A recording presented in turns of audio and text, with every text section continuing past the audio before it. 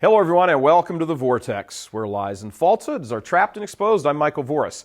A pattern looks like it's emerging around the church in the West. Call it Operation Killing Fields. It's hard to say if this has been a master conspiracy in the work for decades, or just individuals seizing on circumstances as they have unfolded and taking advantage of those circumstances to advance their goals. But a number of things are certain. Fact number one. Most Catholics in the West today are non-practicing and indifferent toward the faith. This is demonstrated by the miserably low Mass attendance numbers on Sunday. Fact number two, most Catholics in the West are today functionally illiterate about the faith. This is borne out by poll after poll showing most don't know or accept numerous infallible teachings. Fact number three, the extreme lack of faith and understanding of it has so weakened the faith that even high-ranking prelates are now using terms like near to collapse. Taking all of these facts together, what we have is a situation where dissidents who have stayed inside the church promoting the near collapse are now ready, in their own estimation, to seize control.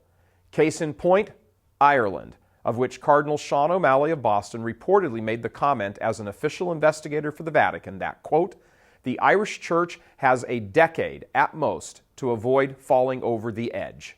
You can read his comments in a more in-depth article right over here.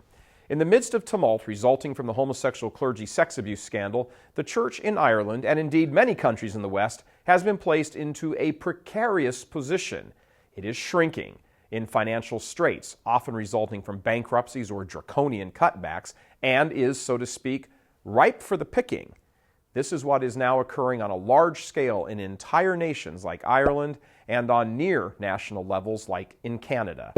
It's a pattern that proved effective in the Netherlands starting decades ago, and the strategy has enjoyed great success in the United States as well as in Australia. It is near open rebellion against Peter practically everywhere. This all became visible, came out into the open somewhere in the mid to late 1960s, and has become pretty much the status quo, barreling along at an unprecedented rate since then, left largely unchecked by tired, weak bishops who have no desire to engage the battle where it really counts, in their own backyards. In fact, with the exception of a few cases, and those exceptions have been notable and laudable, most of the bishops at the National Episcopal Conferences in country after country have fallen into one of two camps. Many bishops have actually spurred this rebellion on, led by their role model and hero, Cardinal Joseph Bernardine of Chicago, who quietly and insidiously directed the rebellion behind the scenes in the United States. These men, Bernardine and his cohorts, have been responsible for a mass falling away from the faith unparalleled in the history of the faith, including the Protestant revolt of the 16th century. The other groups of bishops are the ones who showed little or no courage in the face of this juggernaut. They refused to stand up and face the storm for any number of reasons, none of which will matter when they stand before our blessed Lord. The combination of traitorous bishops and cowardly bishops formed the backbone of a revolution whose effects have raped and ravaged the bride of Christ. That was the picture from roughly 1965 to 2000. Since then, the damage done to Christ's church has been left largely unrepaired.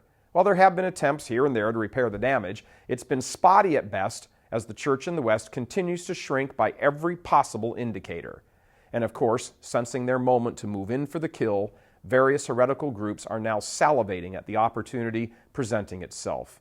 In Ireland, for example, 10% of the nation's priests have formed a takeover coalition.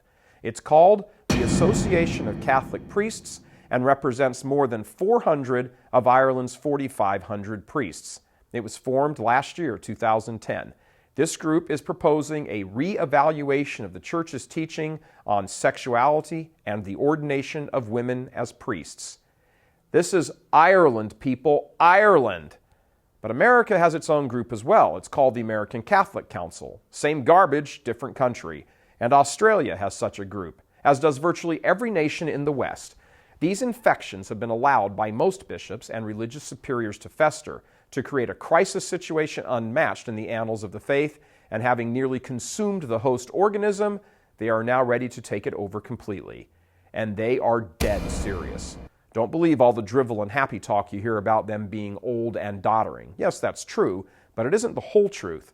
There are many young clerics and religious who accept these heresies and swear by them. They just haven't become famous yet.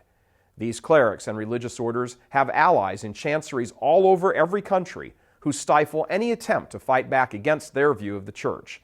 This is why they demonize faithful Catholics who want to return to piety and reverence and an emphasis on the sacraments and fidelity to the Holy Father. And all of this continues to go on under the watchful gaze of too many bishops who are too willing to seek compromise with these wolves, all the while ecclesiastically damning the loyal faithful. Is it a conspiracy or just a coming together of circumstances? Doesn't really matter much. The end result is the same. There is a gigantic war for the soul of the church going on, and you and I do not get to sit on the sidelines anymore. God bless you. I'm Michael Voris. Please help us keep delivering these kinds of messages that so desperately need to be heard and acted on. Join RealCatholicTV.com today as a premium subscriber. Become immersed in the faith established by Jesus Christ. The Catholic Church is the only hope against evil because that is its God-given mission. As our Lord said, apart from me, you can do nothing. Join RealCatholicTV.com today as a premium subscriber and come to learn and love Christ more deeply.